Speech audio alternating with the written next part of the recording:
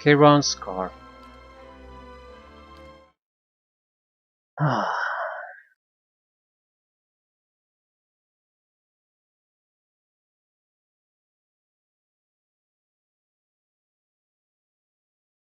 Very likely there's a Kraken. Kraken eyes. There's no source for Kraken eyes so far. And this is supposed to be protected by servants of Adra, so some sort of tentacle creatures, definitely.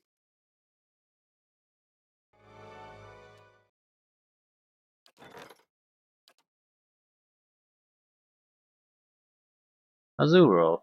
Mipek's Morning Star can be purchased. Sure, just buy it. What should I care? Lair of the Eyeless. It's still a fairly large map. Distillery the Eyeless. Right. Light, flame, and sound.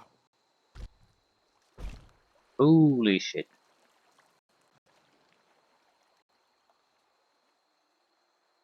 I'm starting to think you didn't pay Galvino near enough for me.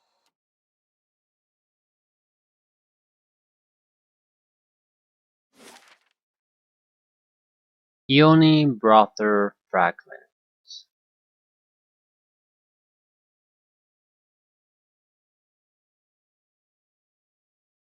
Right, at least we have a definite goal.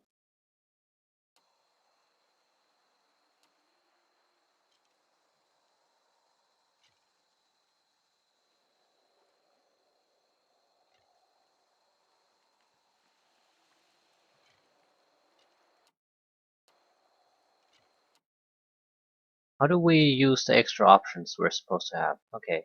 Burning Pitch Trebuchet. Heavy Cannon Blast. Piercing damage. 100% damage as crushing. Fairly accurate. Prones. 2 per rest. 1 per rest. And the summoning item. Don't see us using them all that much. But at the same time, if you're not gonna use them here, they're never gonna use them. Exactly here is the only opportunity. Ooh, like a Faith Barbarian. No.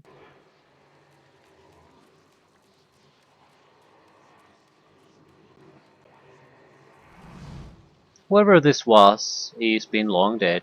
What remains of the flesh is blackened and frozen solid. Touch the corpse. This crater worries you and your 3 companions. It feels wrong, tainted, but the lure of riches is stronger. That giant rock in the center of the lake might contain gold, gems, more.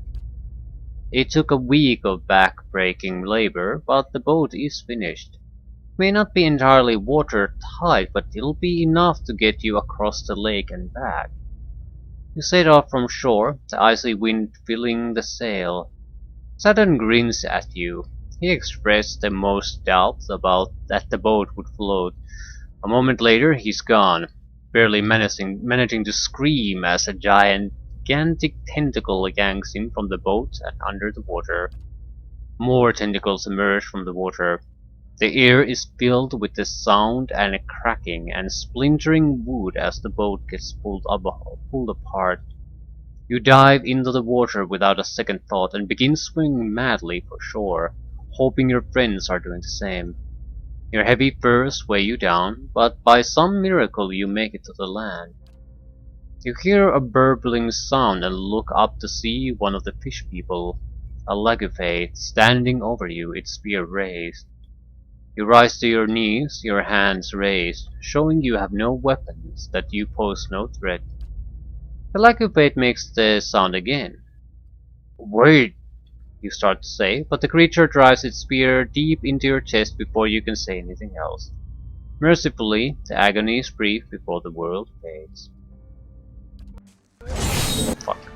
I thought this might happen. Chief rending maw. Right. Crap. Um.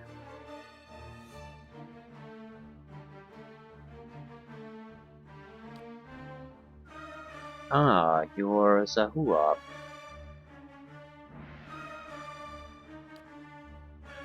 Oh, that's no problem. I thought it was my main character. Apparently not.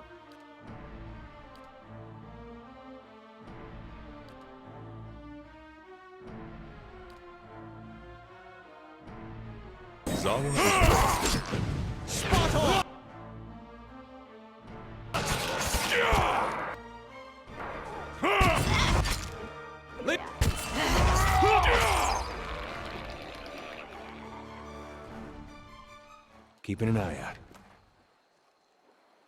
Iron Circle. Minus 5% attack speed, plus 4 constitution. It's 15% armor damage reduction when endurance below 26%. I don't care. All right then. So we need, well, I was about to say we need a boat, but yeah, the Kraken. Also, this seems like the quick way to get there, but I doubt that's the way inside. I think we were gonna have to take the long road. Maybe the boat is an option there.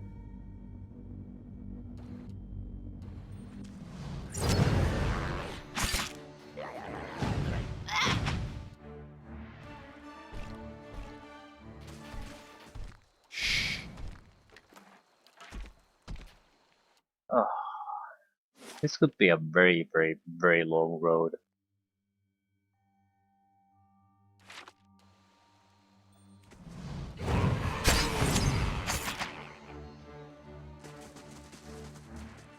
Margaren's fire casts light in dark places.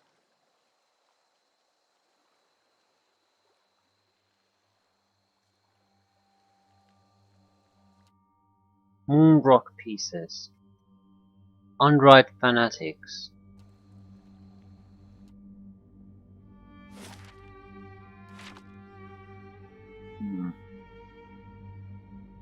Okay, there's a path there.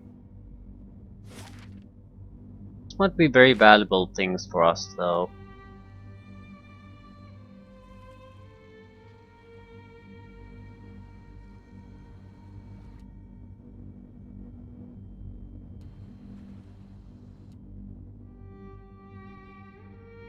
To kill the paladin first. Uh-huh.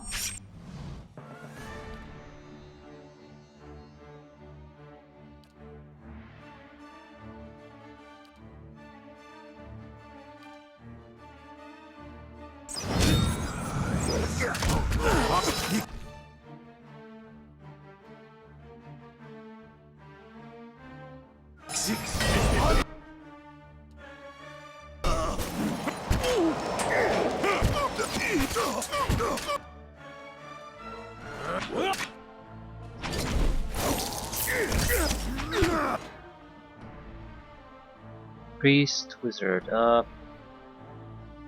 The wizard.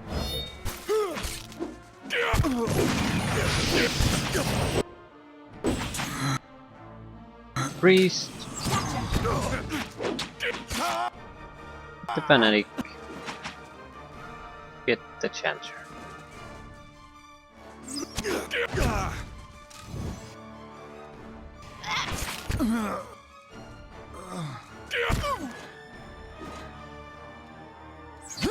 Gotta try something else.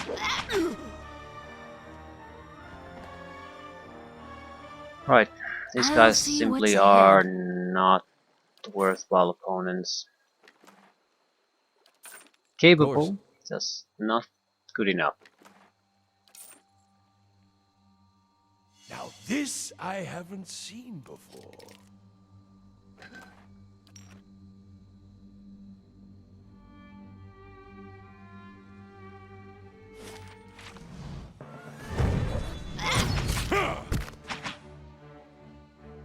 Suddenly a war dog. Good thing I'm freshly greased.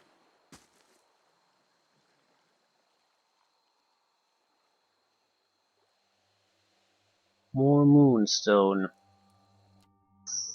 Elder spotted Stelgare. Hey. Oh, all right then.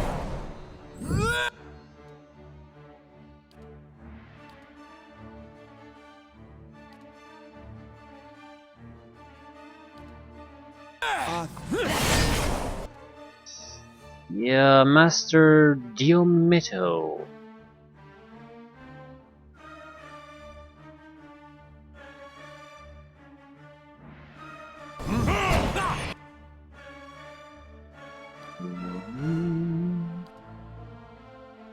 Hmm.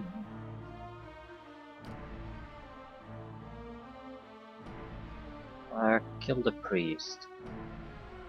Or weaken it, whatever. Just get it out of my hair for a while.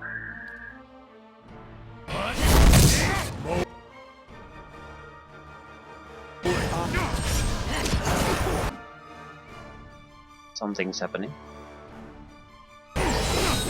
10 wounds.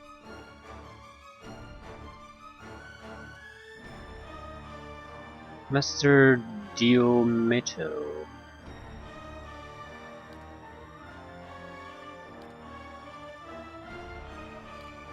Surely I can disable him quite clearly. Zara is ready.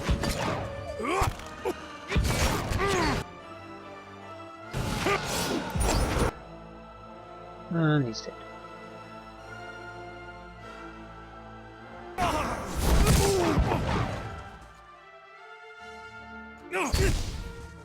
Shit.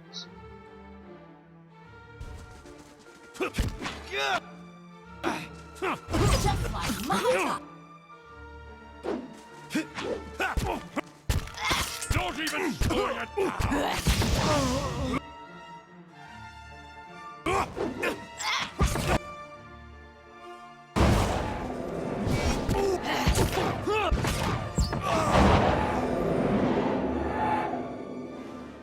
We've gone better, we've gone worse.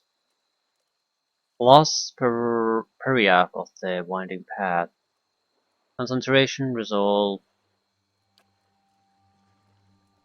Ring of Protection.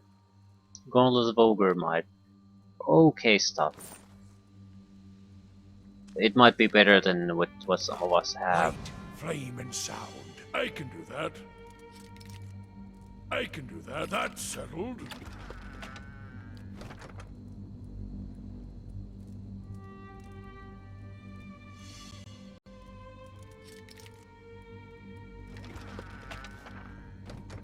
Camping supplies. Is that all? Undried Fanatics. Right. Undried Shrine. Undried this and that. Okay, who does not have any decent rings? Ring of Deflection. Minor Ring of Deflection. That's just shit. I don't want to spend too much time on this. I think we have better. Right, like a proper Ring of Deflection. What's this other piece of shit?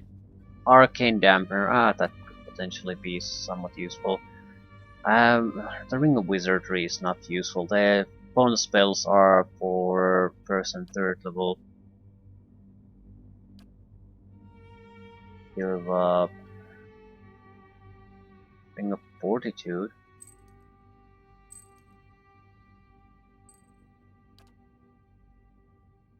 Ring of Deflection. 30 this is actually quite nice. Ring of Changing Heart. Dominate. Resolve. Ring of Protection.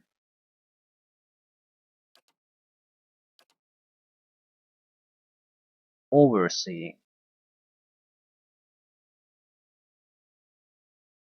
Hmm. These are terrible.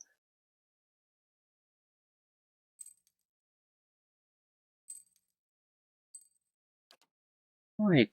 Minor improvements.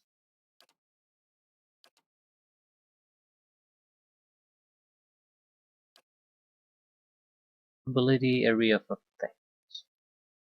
Right. Uh, there's probably a lot of things we can do on the equipment side. The point is though that it's not needed. At least it doesn't feel needed. We're more or less just walking over everything. So it's not like I don't get into trouble from time to time, but it doesn't feel like it's because things were exceptionally challenging. It's more because I'm basically trying to just walk over everything. So if there's any kind of a little bit of a problem there, that's not gonna work. But it's not, the game is not making us sweat to get forward. The battle is very forgiving.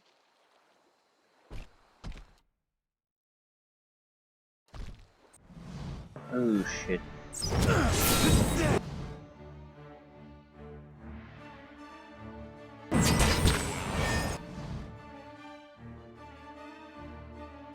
I need to disrupt them.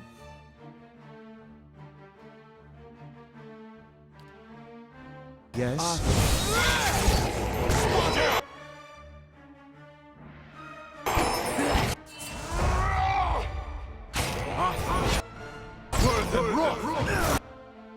Wizard down.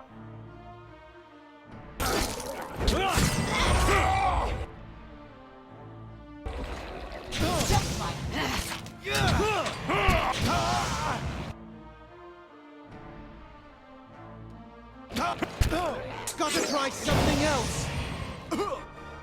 Feel free to attack him.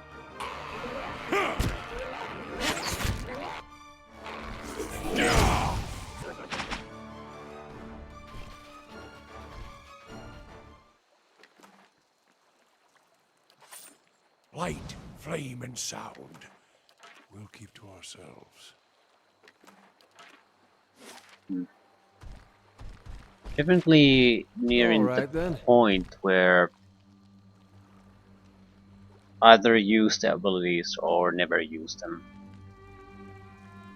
Also haven't encountered the Leviathan. Alzheimer.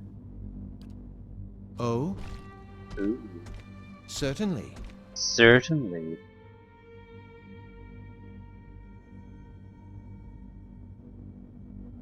Area of effect 5-meter radius. 3.5.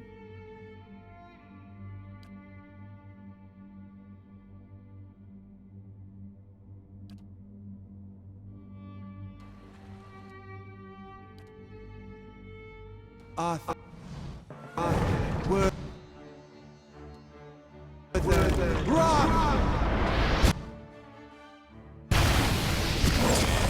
Ooh, what the fuck happened?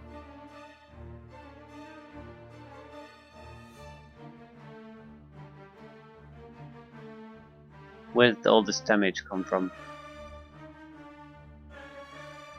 Eyeless ray of fire. That explains it.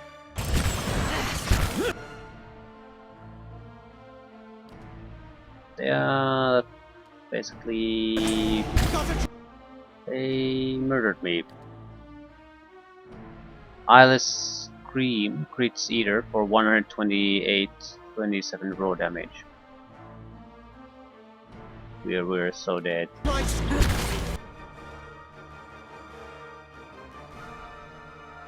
This is getting no. No shit. They seem to have different type of abilities.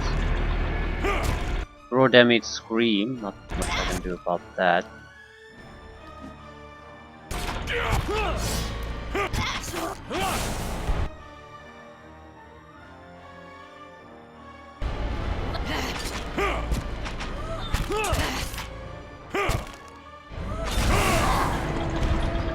Right, I see. Alright then.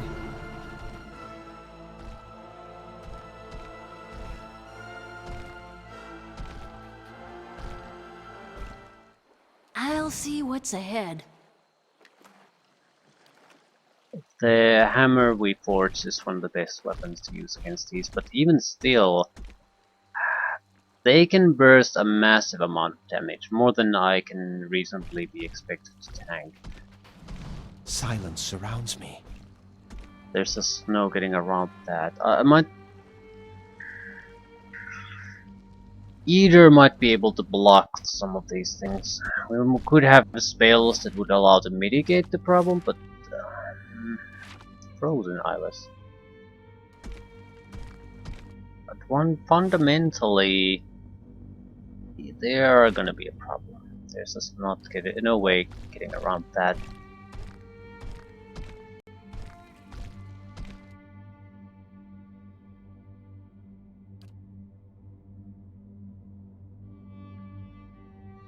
Grants destroy eyeless on a critical hit. Ring of the Ancient Forge. Stunned.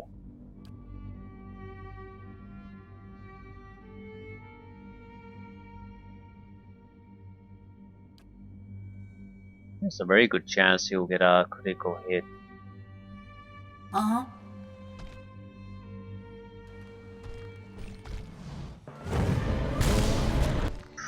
Or die immediately without even to do anything. One or the other. Oh shit. Anyway, we could try to disable it immediately a little bit. Really isn't all that much I can do. What? And she's gonna be basically dead before she can get to do anything else. And now... ooh, tentacles. She was the only one who could have quickly taken care of these. Eyeless Hammer. Do you trying to... immune to blind, disarmed, confused, disease, dominated, poison, sickened, and unconscious. Try to prone it or something? Try to do anything?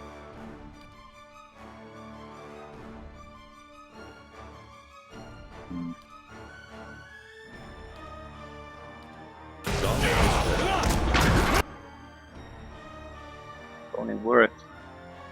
How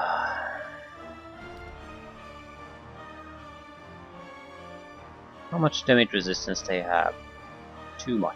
Basically, we're doing minimum damage constantly. Immune to fire and electricity. Weak against slashing, that's surprising.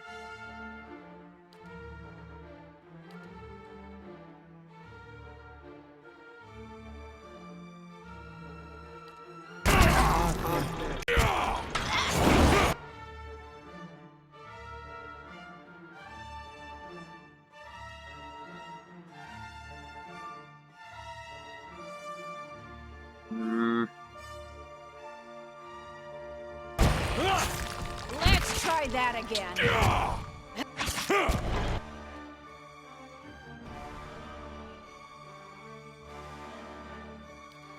Let's try knocking you down again. Right. Hey. You cannot be the first one to go, I'm sorry.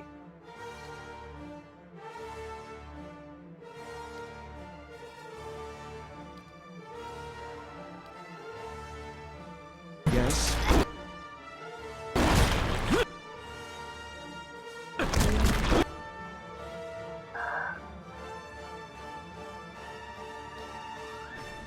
He's not doing shit. Got it. Finish him! There you go.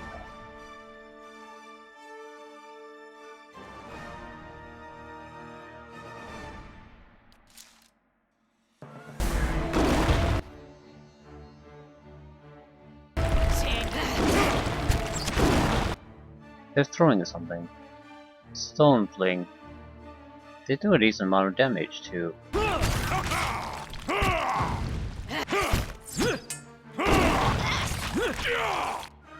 Not sure if killing the tentacles serves any useful purpose.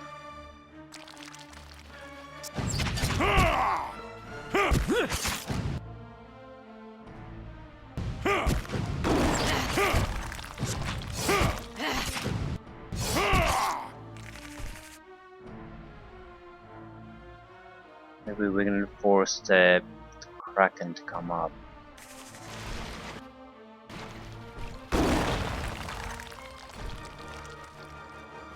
All right then. Shit. Haven't had the luxury of resting.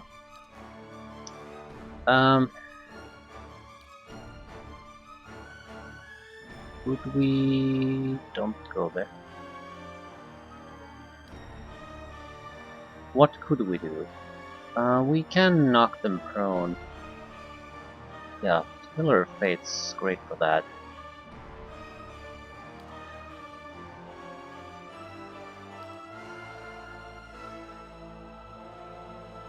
But not much else we can do. Don't like really the war machines. It might be better to use against the Kraken when that shows up. Zawa is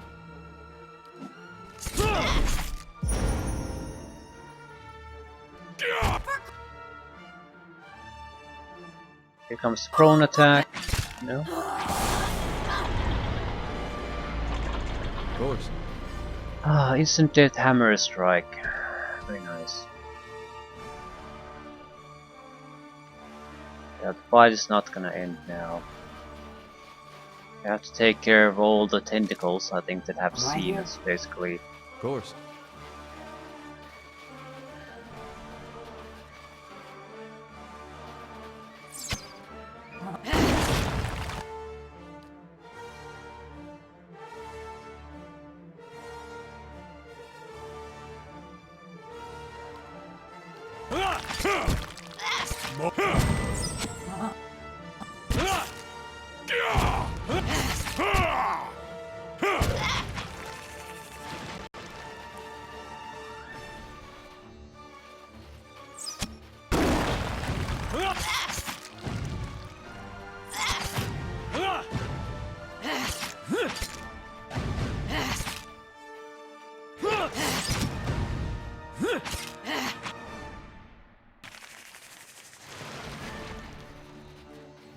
Could have done without the tentacle.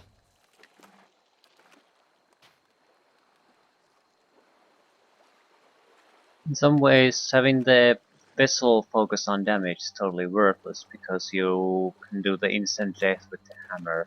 It does help with the accuracy though, definitely, so... Which means easier time doing the critical hits. So it all should work out.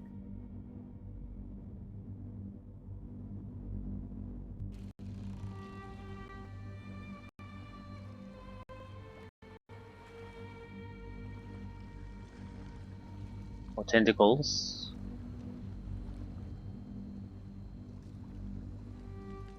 Chance of just sneaking into the moon rock.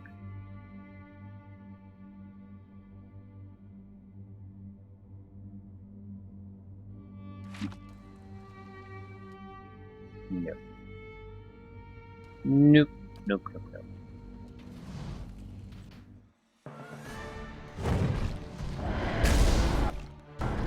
How long? Too long.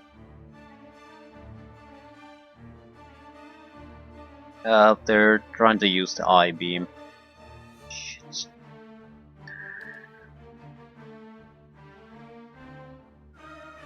Well, trying is gonna be the wrong word here. They're using it.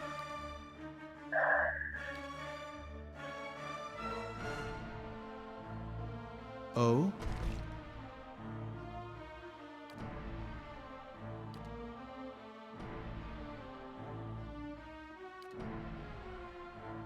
Lead the way. Move. For fuck's sake, you had the wrong weapon.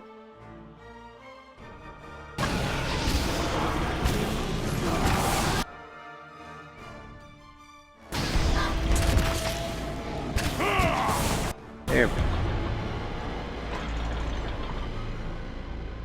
Oh, and if I find something good, you can have half.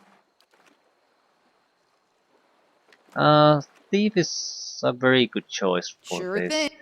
High attack value and easy to get into positioning. Right. so a little less painful than it initially seemed.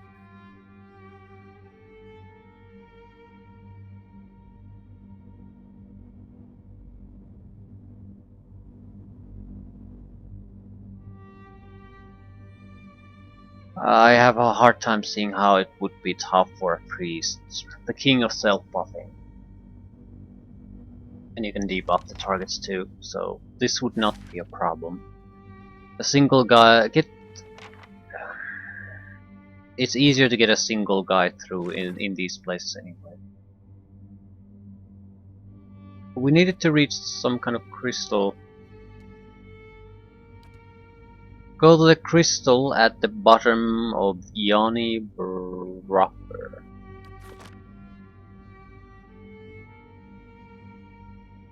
I'll do exactly that.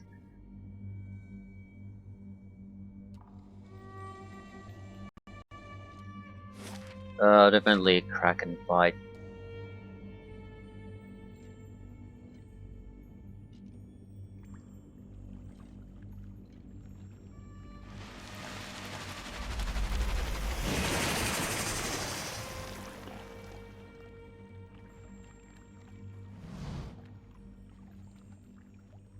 Air of Andra.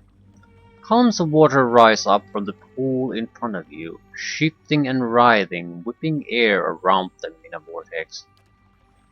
This can only be Andra's hair, appearing before you at a fraction of the size typically reported by mariners, unfortunately enough to encounter them on the high seas. You have done well to have come so far.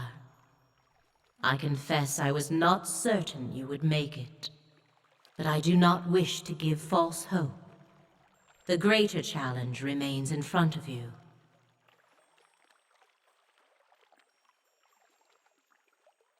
The islands have to be stopped for the good of Durwood. Running through the core of this rock is a large growth of crystal. You will know it when you see it. A blow to the crystal would reverberate through the walls of this place. Strike it enough and the entire structure would crumble. The eyeless would be buried. Of course, it would take a person years to cause enough damage. But not with the help of the islands. Then you know what must be done. Strike the crystal with Obidon's hammer. The eyeless will wake and come to its call. Join in striking the crystal. They will cluster together and bury themselves. I have realized it is best that they should be ended, for within each of them is a small piece of Obidon himself. Upon their deaths, those fragments and the memories they contain will be safely dispersed. I had not considered the dangers of allowing them to persist, until a watcher appeared at my abbey.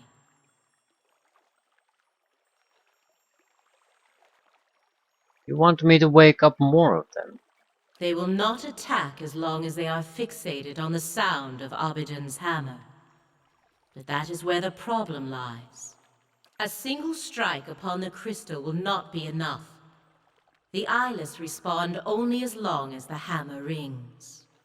You will need to remain until their work is complete, wielding the hammer until the walls come crumbling down.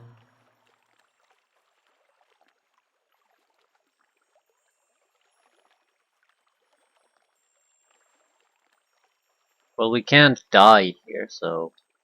If the islands won't stop until I am dead, I might as well return the favor. It is a difficult thing to accept that one's dying day has already been marked. It is good that you have no illusions about your own. The eyeless cannot be reasoned with or fled from. One day not far from now, they would kill you and level the Deerwood.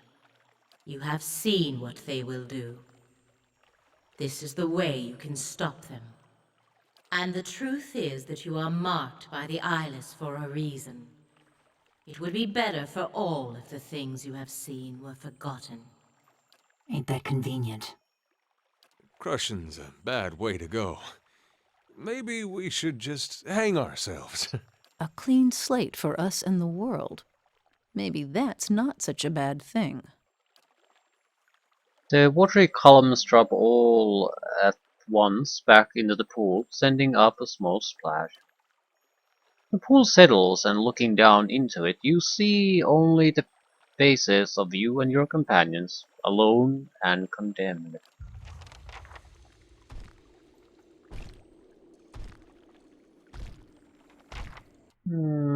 That cannot happen, because this is supposed to happen before you get to the end of the game. So clearly there's some kind of a option for us to escape this.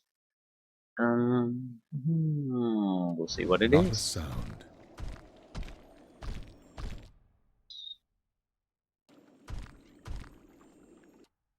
I think we would be better off just killing this guy.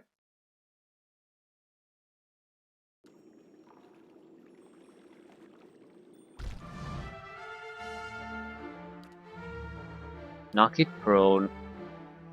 You go for it.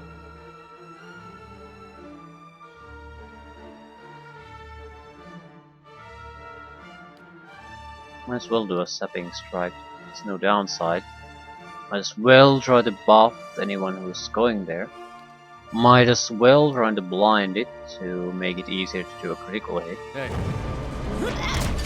Gotta try something else. We still have the Lich. Never used I'll it. keep an eye out. Well, if we do place a Kraken here, that's a good opportunity to use it. If not, we'll probably never use it.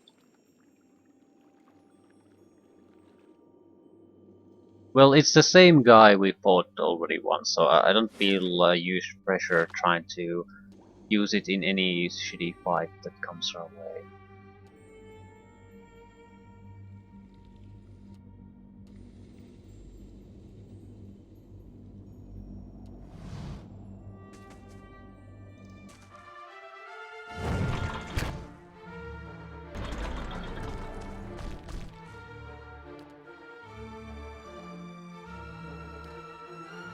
Same drill. Debuffs, buffs, kill. Oh? Gotta try something else. Why aren't I blocking this? Shit.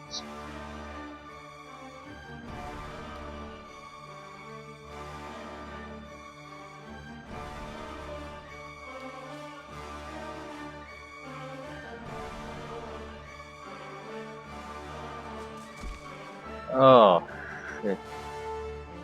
Stone piercers.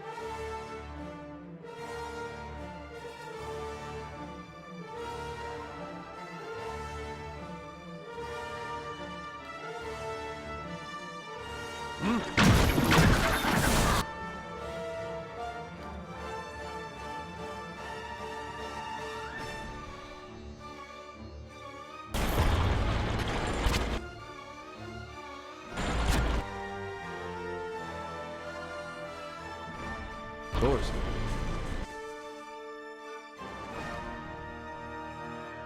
Hey.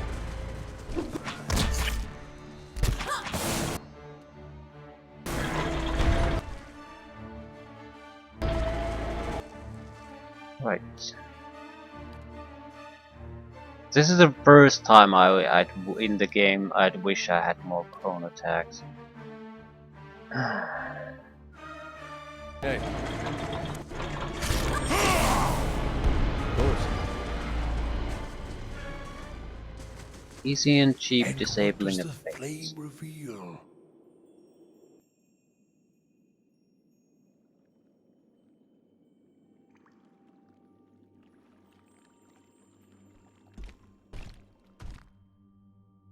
That's a bit worrisome.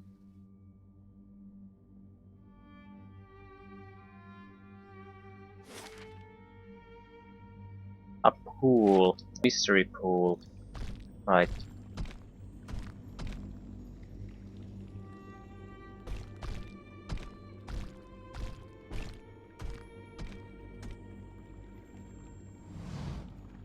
Judging by claw marks and scales around the edges of this pool, you believe it is regularly used by Legopaid.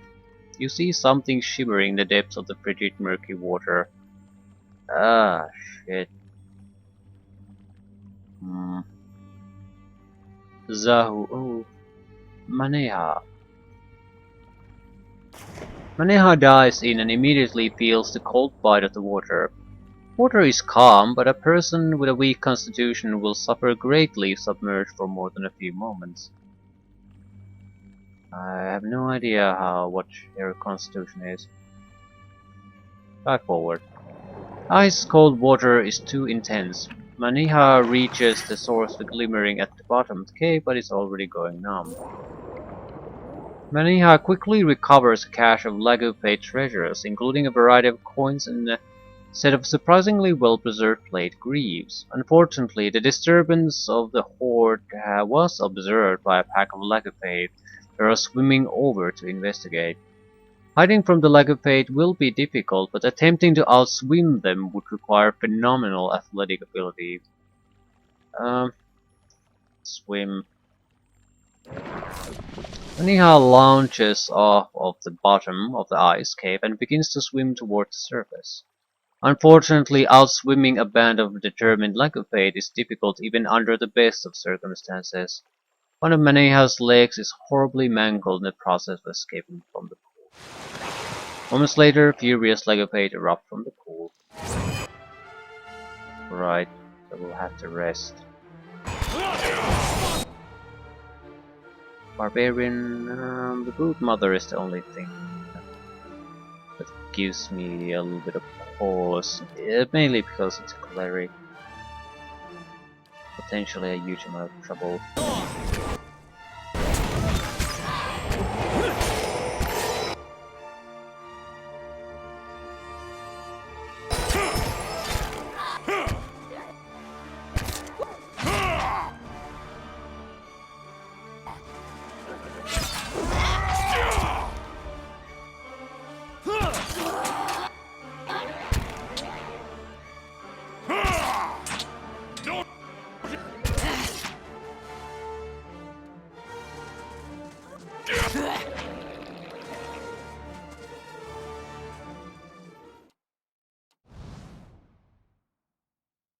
Reflexes and move speed.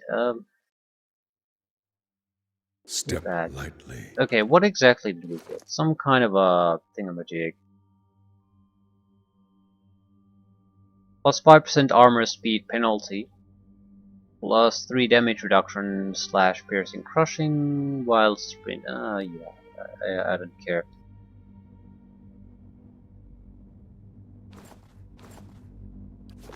Not in the slightest.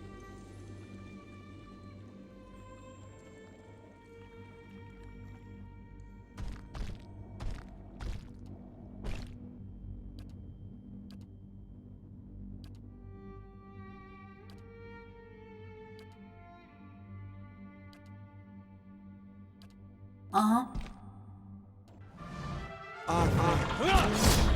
Gotta try something else!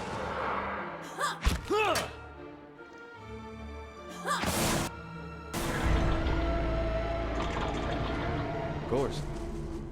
Light, flame, and sound. We'll keep to ourselves.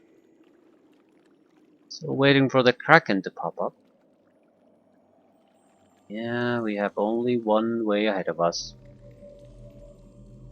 Go into the water to access the crystal. That's gotta be the crystal. You ready for this? Laying low. Fuck. I could rest to heal the injuries, but it sort of feels wrong. This is no time to be resting.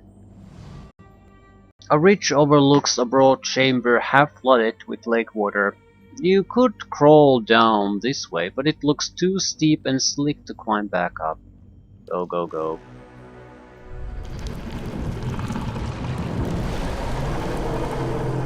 Excellent. Stone fling, burrow, burrow, burrow. So, a lot of tentacles.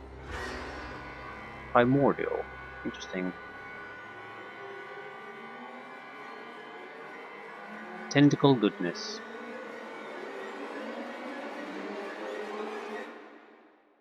Hmm. I was expecting a parrot-like mouth, but I guess it doesn't.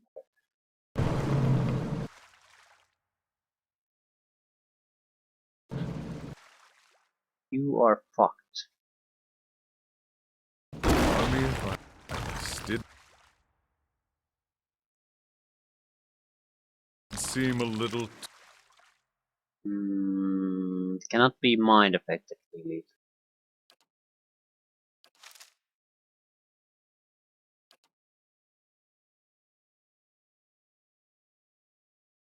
Ooh, Siege of Console Hub. Too easy. What can you do? Console Halt's Corrosive Siphon. Console Halt's Parasitic Stamp. Console Halt's Crushing Doom. And yeah, just something, Mr. AI. What does this even do? Drain Endurance? Parasitic Stamp? Whatever. Whatever. You. Sap that fucker. Sap it good. I'm surprisingly weak on the mind affecting front. I mean, it's immune to it, but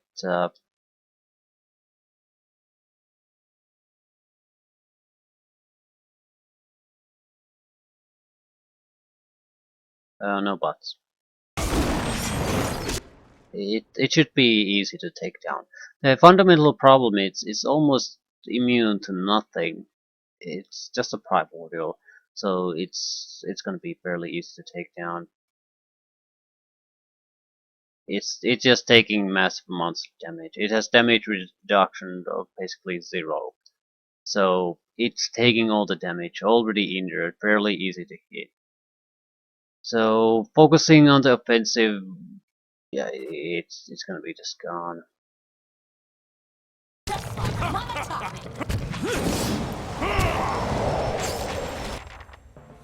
Right, very easy. 2 Kraken eyes. Ooh.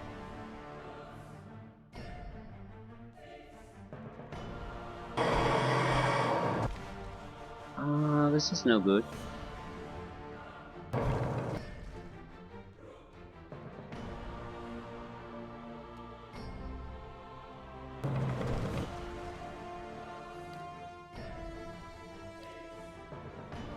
Hmm?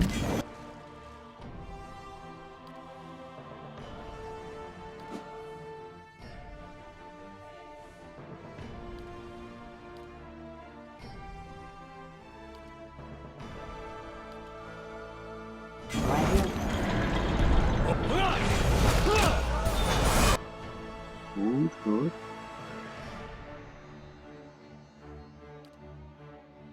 How many of them do they intend to send after us? Don't even slow.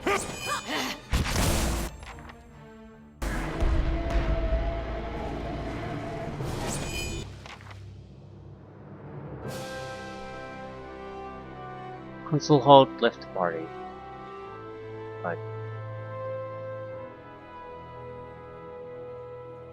In some ways, the Eyeless were more troublesome than the Kraken. At the same time, I don't really mind that. It's a very different type of boss. It just normal difficulty full group, and having played through the game a few times, it with including solo, and I've tried a few different other things like a pacifist approach and the like. Normal approach does not really give you a challenge anymore, and I'm talking about it's borderline on the should I switch difficulty to one tick higher in the middle of the playthrough, because it's starting to be the you just walk over everything, and it's to the point where you don't get too much enjoyment from the challenges anymore. So it's usually a clear sign that you at least need to take it one higher. A smaller group and the normal difficulty would be just fine. Okay, are we going somewhere? An enormous crystal juts from the wall like a spearhead protruding from a wound. An army of reflection stares back at you from the crystal's perfect facets. It echoes the sound of your footsteps in soft ringing hums. Someone will have to take up Abaddon's hammer and strike the crystal, and Andra warned that whoever does so will be buried in this place with Eyeless. Whom do you choose? I suppose I'm the leader and I brought everyone here, so I'll choose me. The gods really have it in for you. I wish they knew you like I did. And stalwart. Even the new ones ain't worth it. All will flourish. Always, I will remember your example. Straight into the fire, then. Your chances aren't favorable, but at least you've learned to embrace the test. I told you I'd be good for you, Watcher. You're a brave soul. Wish I'd met you sooner. You take the diving helmet. Where did we get the diving helmet? Doesn't matter. You take the diving helmet and tuck it away, just in case. Forgot we had it. You have the hammer and swing it at the crystal. A perfect clear tone rings through the air and resonates through your teeth. Seconds later, ripples shiver through the water. Something big is coming. You give the others a final nod. The rest of the party scrambles out of the flooded cavern and flees through the tunnels. You continue hammering at the crystal, each strike magnifying the last. The echoes build into physical tremors. Meanwhile, a heavier rhythm pulses through the cave. Footsteps, dozens of them. The others round a corner only to see a line of eyeless advancing. The creatures stagger to the rhythm of the hammer thuds below, yet they crane their necks toward the party, ratcheting the back of their piston arms.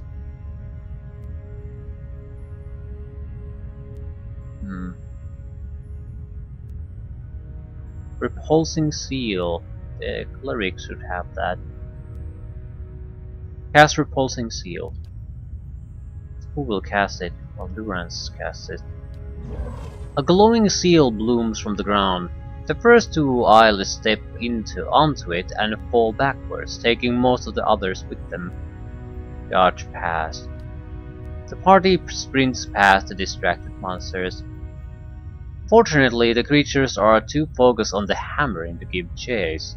They continue toward the cavern. You maintain a steady tempo on the crystal. Eyeless gather in the cavern, where they hammer the walls in time with the hammer's rhythmic blows. The ground shakes. Falling rocks and shattering crystals splash to the ground. The party flees through dark, rumbling corridors. More spellbound eyeless shamble along, but they're too entranced by the swelling cadence to take more than an idle swipe at the party. The tunnel narrows, light filters through ahead. Exit must be around the next bend. But it's clogged with rubble. Meanwhile, the ground drops several feet at once, and the tunnel begins rolling on its axis. The distant sound of rushing water echoes from the cavern. Shit. Frenzy and smash the rubble. Well, Maneha can only do it. Fury descends and fills Maneha's body with desperate violent strength. Maneha bashes a path through the rubble. The moon shatters again. The party escapes onto the ice just as another thunderous crash sounds from below. Eyeless continue pouring into the cavern from every visible tunnel and crevice. Your ears ring at the ever-growing cacophony of smashing rock and shattering crystal. Meanwhile, the water level is rising.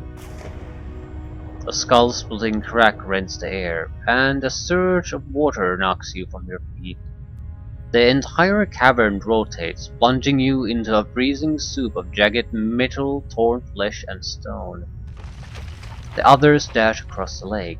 The ice squeals and crackles, rocking dangerously underfoot. The sinking moon groans. Long fissures race across the ice.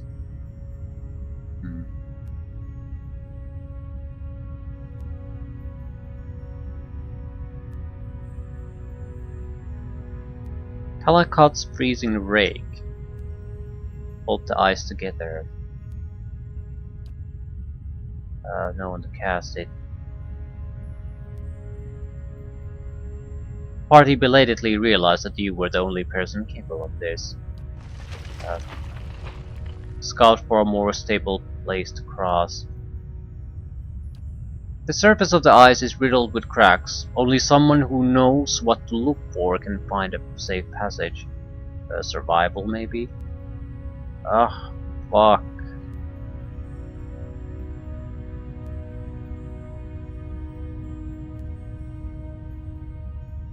But we basically have a very high survival and all, because we wanted the level 2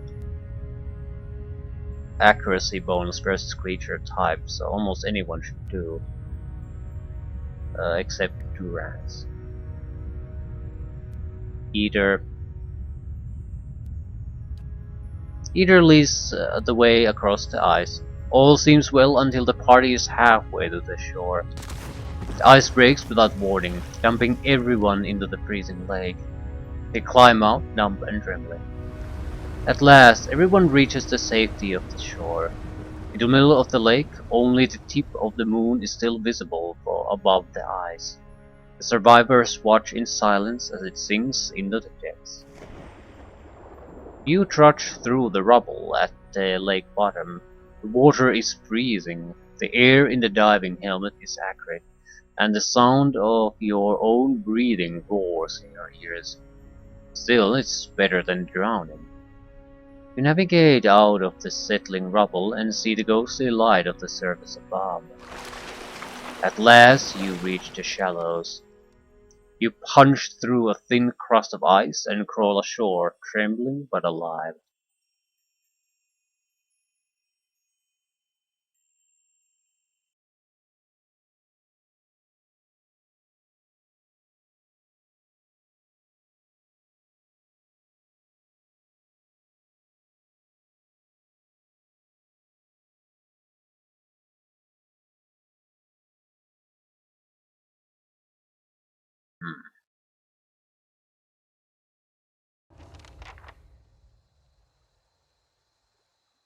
You stand at the edge of the lake.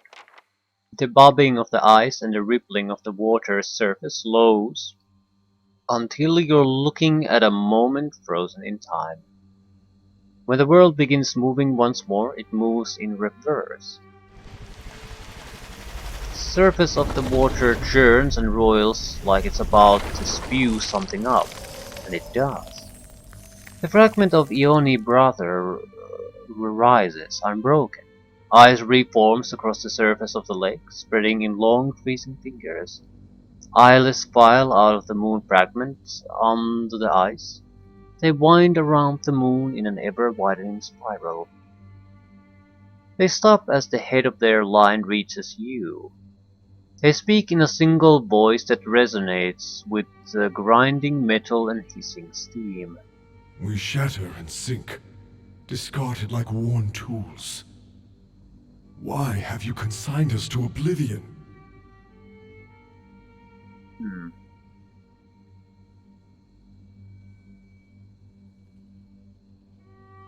You would have killed many innocent people. We do not cherish violence, but we will fight to defend the legacies of this world. The Islas stand tall, ratcheting their arms back. In one hand a hammer, in the other a mace. We protect the greatest works of civilization, lest it collapse beneath its own weight. Then why did you storm Durgan's battery 200 years ago? Their protest is as sharp as squealing metal. We would sooner sacrifice our own bodies than dislodge a single stone from such a place. Why do you torment us with baseless accusations? Who else could have done such damage to a mighty Paragran fortress? The islands are still, but you hear their gears whir as their collective spirit ponders this. Then we were betrayed.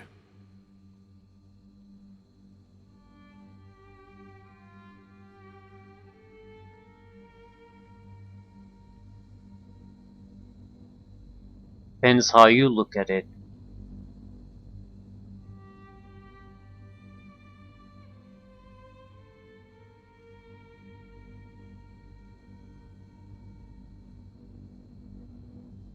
I mean, I understand that they were created as tools. So someone used you for a purpose not originally intended. I'm not sure if it's a betrayal because it would sort of imply that Ardra somehow made a promise that she didn't keep. I view this more as she got her hands on a tool that she did not really care to use, or wanted to rather use for her own purposes. There's nothing particularly wrong about that. A part of ourselves was cut away, and we were made to betray something we cherish. You feel their bitter agony like a hammer strike.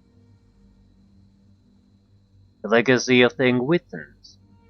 The bedrock of civilization. Suddenly they attack the ice beneath them, slicing and shattering it with mighty swings from their iron arms. And where the ice breaks, ancient towers rise, blotting out the blue sky and white peaks.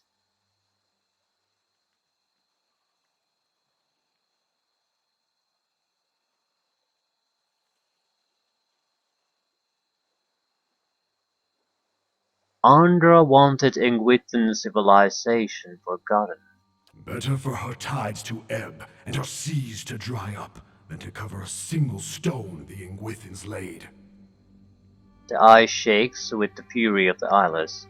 Each culture builds on the bones of the last.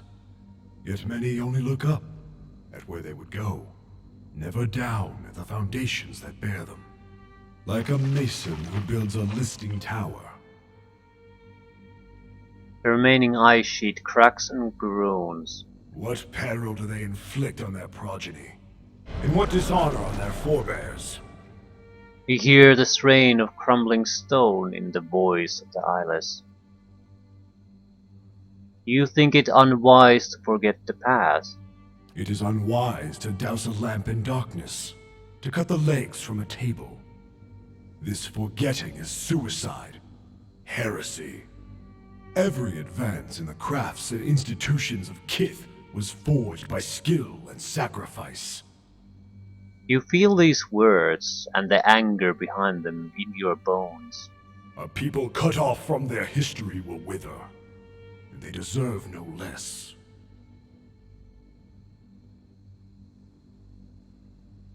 I don't think so. Not at all.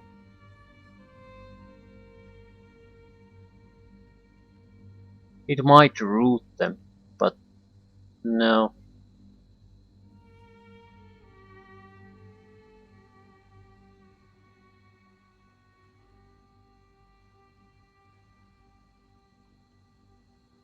They're free to choose their own path. Well, you're free to choose your own path anyway, so what do you suggest? To pull the blinders from the eyes of gods and Kith. That is why we must return to ourself and restore Abidan. Hmm.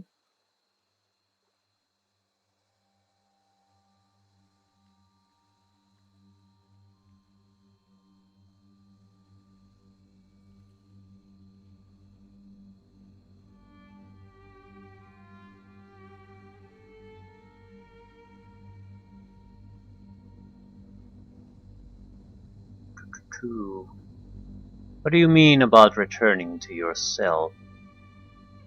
When Ione Brotha fell, Abidan lost much. His will to preserve, the memory of how and why he died. But he built us with fragments of his own soul. In returning, we can restore what was taken from him. Hmm.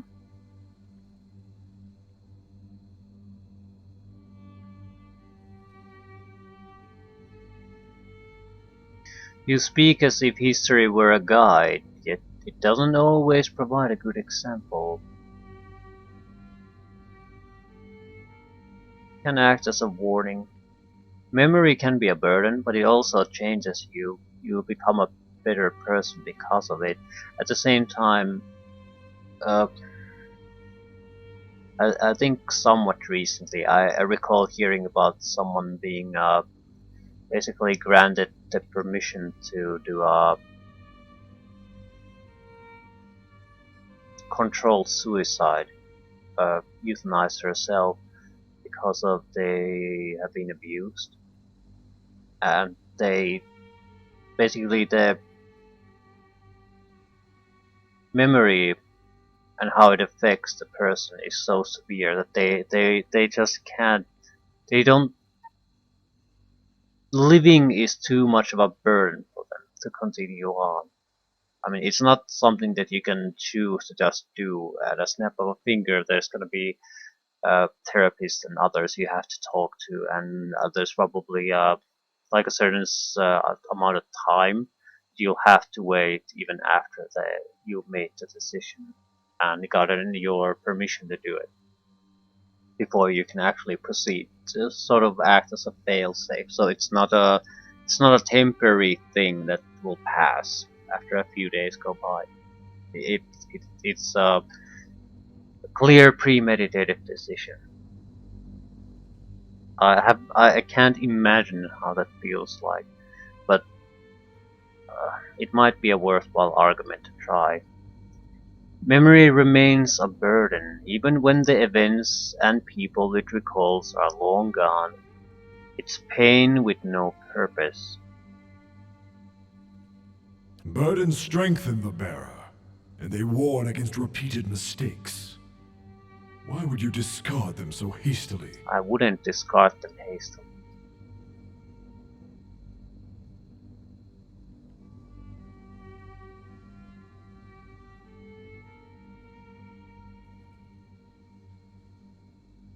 Maneha shouldn't have to suffer guilt over an act she committed in a past life. Pleasing or no, that memory was a part of her. In surrendering it, she lost a part of herself. The part that spent every waking hour obsessed with old history, perhaps. What I lost was a burden, and one that bent me over for years. It would be better if Kith did not become trapped by guilt, sorrow, and shame. But we speak of what should be. You recognize what is. Yet such destructive memories are rare. Surely others are strengthened by retrospection, even amidst pain. Agreed. Zahua witnessed the fall of his people. He spent his life weighed down by the trauma. I don't even know that. Okay, I'm awakened. I'm tormented by questions from a past life. A rare opportunity, for you have the chance to answer them, to do things left undone. The creatures raise their misshapen arms, and the voice of their souls is as deep and melodious as a bell.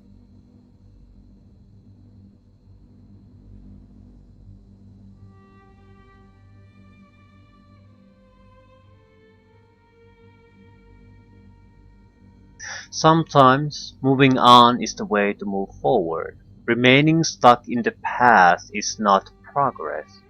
That presumes that some questions cannot be resolved. The souls ponder this. We confess that we had little understood how memory shapes and stunts Kith. Even so, we must restore Abidan.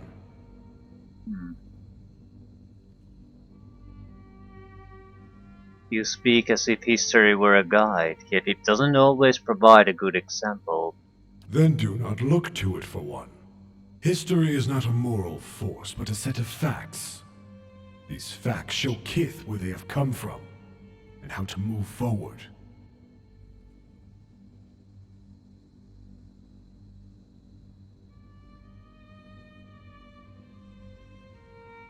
The Pargrunen were obsessed with the past. They died in the keep they'd built to honor it. And their brethren have built a culture that stretches across Aora, all because they recognize the importance of their shared legacy.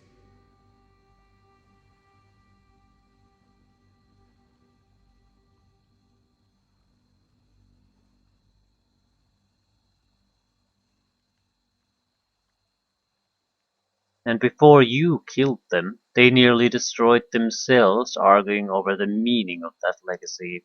Yet it drove them to create marvels. Could it have torn them apart with equal force? You feel the eyeless wrestling with this question, shifting and struggling under its weight. Maybe so. But we would not cast history aside over one such example. Yeah, okay, I suppose we sort of have to... The point here is not to provide them with some kind of a revelation type of a thing. It's to address this issue on multiple fronts and get them to question it a little, and the overall impact that might be the result we want. The Derwoodans and Glenfathans have fought 2 wars over their history and they still haven't moved forward. But the memory of those wars has likely saved them from another now, when it would shatter a Barondir would. It's not saying much. Better if the 2 nations could form a stronger accord. And how are such ties forged but through years of peace? You speak of a worthy goal, but only a steadily built history can achieve it. Stalwart and the Iron Flail remained at odds even in the face of a bigger threat, all because of their history. The problem is not that they remember too much of their history, but rather too little. The ice underfoot becomes suddenly clear. Between your boots you see an ocean separating Ader and the Eastern Reach. Right, Serens and Derwoodans alike began as pioneers from Adir. They all came seeking opportunity. Boats as small as ants crawl across the glassy blue. Were they to look farther back, they would see their common origins and desires. Ice dulls and thickens once more. But the experience of history is subjective. People remember what feels immediate and personal, just as you remember your own betrayal. A painful truth. They pause, recalling their suffering. You feel it radiate from them like heat. We admit that history can become a hindrance. Even so, we must restore Abidan. Right. Perhaps Abaddon was meant to forget his past. Some knowledge is too dangerous for this world.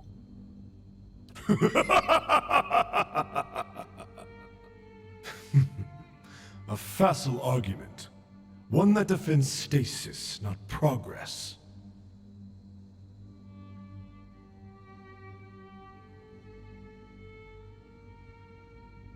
Andra said Abaddon's memory would threaten the peace between the gods. Just as fire clears dead wood from a forest, struggle makes way for new developments. Flame rolls across the ice. As it dies away, clumps of ice melt. The towers rise higher.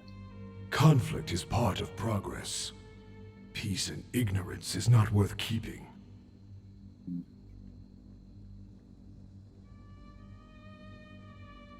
Animancy has made no progress. It is responsible for Wicks, the Bell Ridge incident, and the swindle of desperate families. And yet you persuaded the Duke to allow Animancy to continue unfettered. Yes, I did. Do not condemn knowledge when it becomes inconvenient for you. Well, I'm sort of going through the options because I don't have any kind of a plan that I can basically express. So, what the fuck do you want from me, game? Kids shouldn't have anything as powerful as the White Forge. I'm against that. I mean, why shouldn't they have that? Yet you bound the souls of the Pargrunin to it. Pounding of the hammer and the roar of the furnace echoes across the ice. Do not condemn knowledge when it becomes inconvenient for you. And we have listened.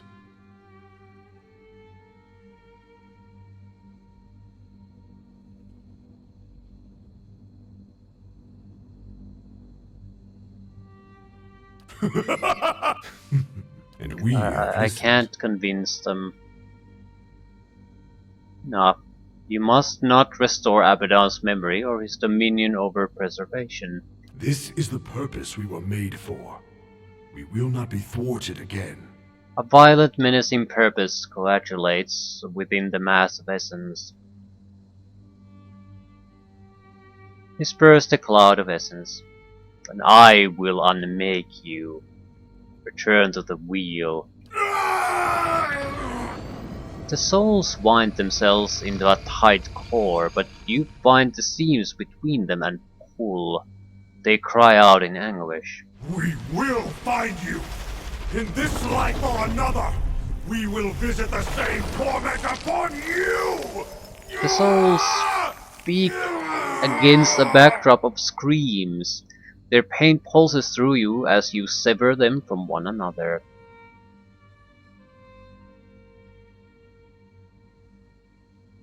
The cycle will cleanse you of this memory. You'll forget about me. We are many. Some of us will remember. And we shall carry this moment from one birth to the next. Until we have fractured you beyond repair. As you tear them into smaller and smaller fragments, their voice fades until it's only a furious whisper. The memory of our pain will be written in your essence. You dissolve the last tattered souls and feel them dissipate in the ether. Vision fades too, and you find yourself once again standing in the snow, looking out over Cheiron's scar. The Eyeless disappeared beneath the lake, their bond to Andra finally severed. With this threat ended, hope returned to the White March. Hunters returned to the wildernesses, and travelers to the roads. Tales of the Watcher's bravery replaced stories of monsters in the woods. The villagers of Stalwart busied their hands with work and their tongues with song, eager to seize on the promise of peace.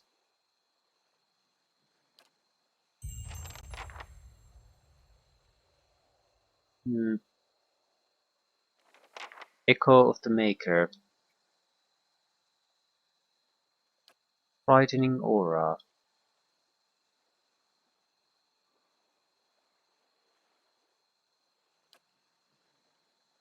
Mythic, plus 18 accuracy, plus 65% damage.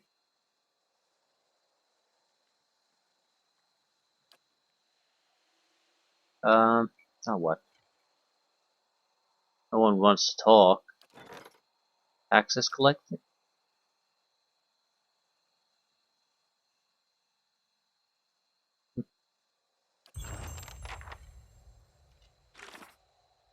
I suppose we'll basically go and talk to someone. See if there's any kind of reaction to things. But I would imagine there might be some small things, but that's basically the end of it.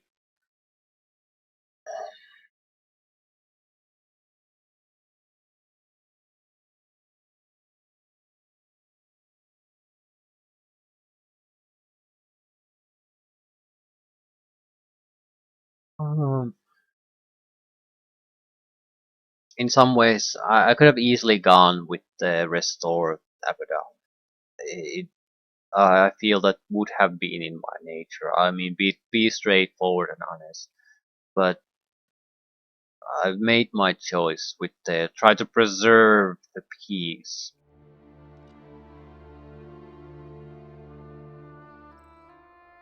What happened the last time has been a gigantic catastrophe in the Durwood area.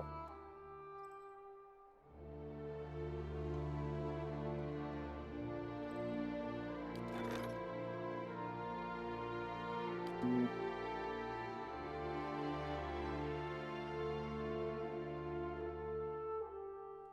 I think someone's. Yeah, we could sell the prisoners to the animator. No, no, no, no, no, no. I'll quickly go to the Wiggins battery, see if there's someone we can talk to about these things. Possibly not.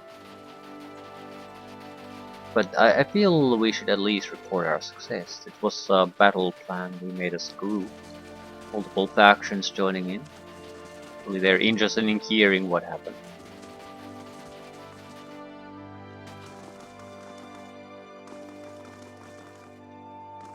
Or not. Are they in the village then?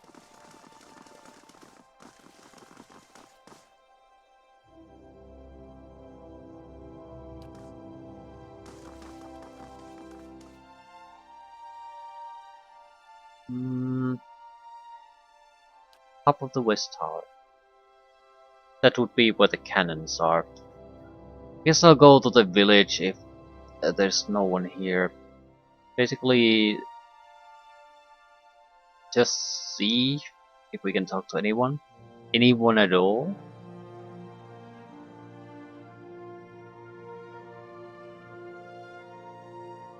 It seems like a weird ending in a sense. But at the same time, I don't want to spend a huge amount of time trying to hunt down some kind of a reaction out of these. Colmars here. Yeah, good to see you around.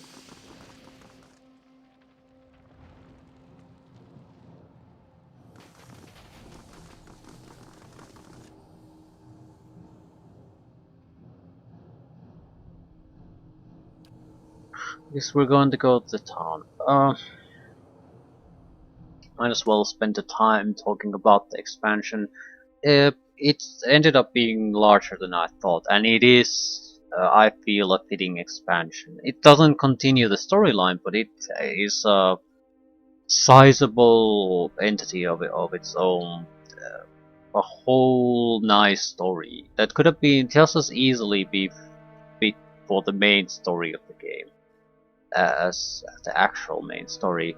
Maybe told a little bit differently naturally if you have, since you would have more time to devote to the storytelling of the story. But it's probably how I think about the size. It's probably around 50% of the size of the main game. Somewhere around that. I'm thinking about how much time it took to play through this.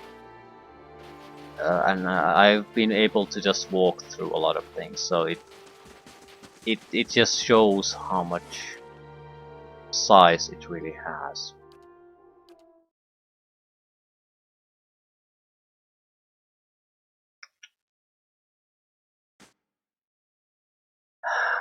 Extra abilities, extra levels, extra enemies.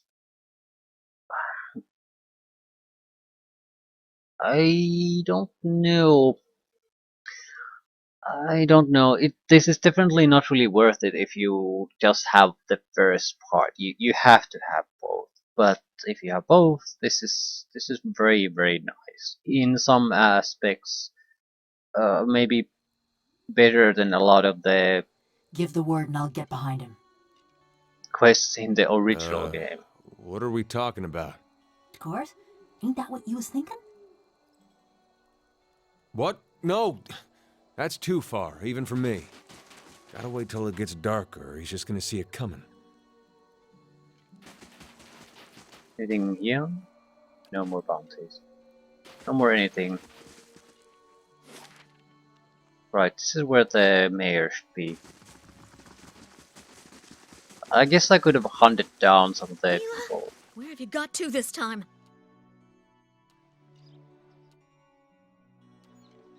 Missing child, maybe? Some kind of minor quest? Yeah. Some of the aspects are probably better than from the original game. Mainly because it ties better with the whole... the main plotline of the expansion.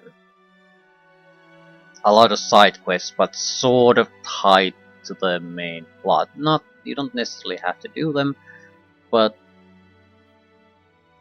you can, and there's consequences that can be seen further down the road as you continue to play it.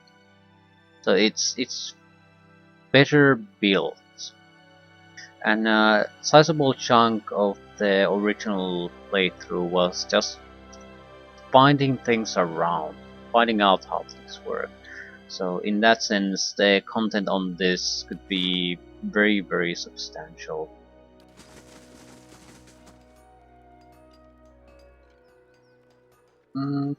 Where's the...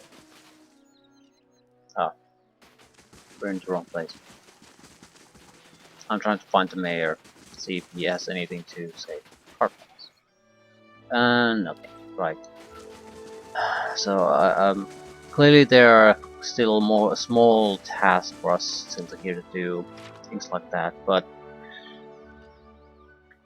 new NPCs, a nice NPCs, no complaint about those, and that completes the full set, so pretty much I think every class is now represented, so I don't particularly care about the monk, but the barbarian is very welcome, so is a proper role character, so nice additions there. I'm basically trying to think about bad things to say about this, and I can't really think of anything. The only thing that I could complain about really is that maybe I'm too experienced now in the game that the normal difficulty is no longer good enough. It's too forgiving. It's in some ways it's always nice that you can casually play through this, but at the same time it's now at a level for me where I don't really give a flying fuck about the equipment because it doesn't matter. The challenge is not there for it to matter. I don't care about really what weapons we use. I mean, what does it matter? It doesn't. It just... And I'm not quite sure what even difference is on just a slightly more difficult setting. It might be a few extra enemies, something like that. In some ways I would prefer that. And I don't really mind this because it will would allow you to play with a group of people you like instead of having to always have the full party. So I sort of have mixed feelings about that, and it's something I can change at any moment. So it's not really the game's fault. The game offers you a lot of tools to handle that. You just have to do and choose them. More or less, I wanted to play it on normal difficulty simply to see it from start to finish, to not really take a guess if it's... are you really too high level or too low level? Just see it. And I would say not necessarily too high level, but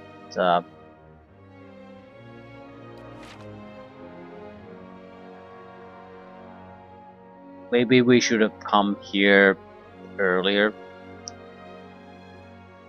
That might be it. before we faced the Adder Dragon, before we were ready to end. But I don't know what else was here. Much more focus on the text adventures. I have mixed feelings about those. The text adventures themselves, the sections, are better, but I'm not sure if they're always the best way to implement certain things. Uh, I do. I don't mind them, especially when they're attached to other adventuring, because you can do nice little things that would be very hard to implement in the game engine, and you can still have effect on what happens after. Like when we went to the cannons and there was the bat creature attacks, spitting acid at us. So it used your skills, used your decision making, and you have to pay through wounds in the follow-up fight. So depending what kind of wounds you get or what kind of injuries you get, it could severely impact the follow-up fight.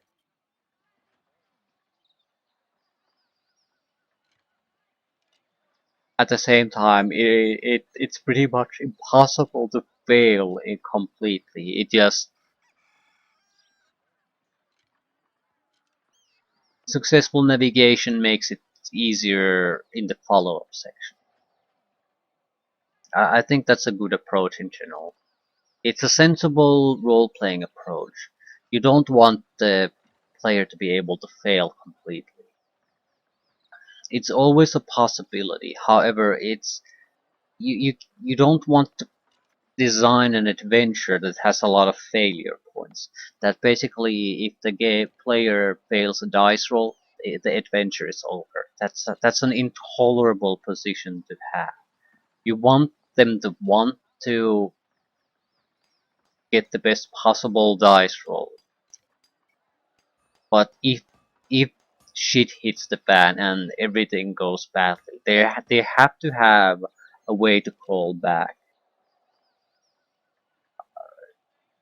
Otherwise, it's very unsatisfying if it just the game ends there, and it's very unsatisfying for you if you work on a campaign and the people who you want to share it with can't experience it because someone had a bit of a roll of bad luck with dice.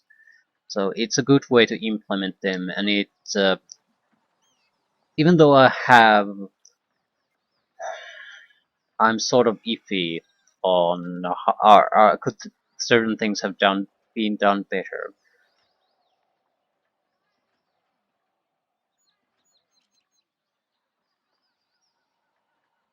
Better using the in-game engine. But the more I think about it, it's fairly sparingly used, and they're fairly well done. And they're usually used in situations where the situation would be very hard to replicate just using the in-game options. So I guess I'm leaning on the positive on that too. Uh, yeah, very, very good addition to the game. Not really a proper expansion, but this is about as expansion of expansion you can get without the only real, well, sort of a downside, I suppose, is that it doesn't continue the story. But I don't see the Warden story really. It would be better probably to just have another story to tell instead of trying to stick with the Warden for some particular reason. This is a decent enough story from start to finish, with very exceptional situations. If I would play future games in the Pillars of Eternity universe, I think I would like to see new characters rather than try to replicate the same a new adventure with the same character. Yeah, especially since the higher level characters are becoming very, very powerful characters. And in a system like this, where a simple level up affects everything. So, yeah, I think at this point it would be better to just start something new than try to make an adventure to a high level group like this. I mean, we've dealt with ancient forgotten armies and a lot of business with gods and creatures that might be one of some of the most dangerous that are around here. So what would there be left? I'm sure you could make up something, but at the same time, I think balance-wise and keeping the game more interesting, it would be better to just do something different. But anyway, very positive experience overall. The difficulty might have been the only thing bringing the experience down for me personally. It's just it's too half-assed and casual approach. It's nice for a while, but things start to get boring if you don't have challenges and fights. And with a lot of abilities, it's also the downside. It can become very tedious to try to command a larger group because I'm here. everyone has these abilities, and I just Yes? I can't be bothered to use them constantly. Right here. So great that you don't have to micromanage everything, but at the same time, you sort of wish that you'd have to micromanage or at least position people or do something instead of just group everyone and just click a target, click a target, click a target, click a target. There were a few times at the end where that no longer was really an option, or at least it led to catastrophes on a regular basis, but only a few times. Even the Of Kraken course. fight was ridiculously easy. Some of the harder fights were probably the where we got the Lich Skull phylactery. So probably should not have played that initially. Might have had a better experience overall. And the game did offer me to have high level content here. So I have no idea how that would have changed the challenges. So it could be another one of those things that by choosing the normal difficulty I shot myself in the leg, but it doesn't matter. I needed to know what the normal progression path here was going to be. Still, very, very, very nice DLC.